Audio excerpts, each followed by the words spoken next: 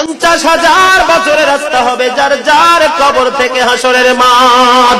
ফুলচেরাতে পুল হবে 30,000 বছরের রাস্তা।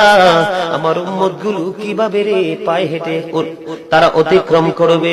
বন্ধু নবী এমনি এমনি কাঁদেনি রে, নবী জানিয়ে দিয়েছে কাল কিয়ামতের ময়দানে উম্মত গুলো খালি পায়ে থাকবে, মাটি তো তামা থাকবে।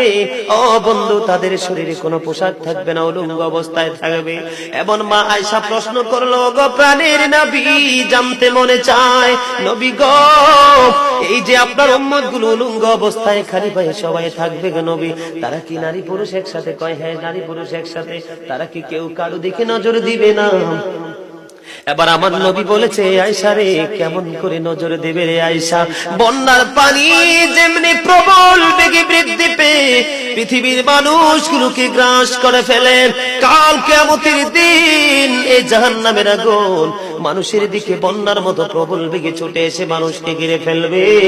এত ভয়ঙ্কর হবে রে আয়েশা কেরা, এত ভয়ঙ্কর হবে আসরের দিন, এত ভয়ঙ্কর হবে সেই দিন। আর সেদিন এত বিপজ্জনক হবে, একটা পুরুষ আর একটা নারীর দিকে তাকাইবার মতো সুযোগ থাকবে না।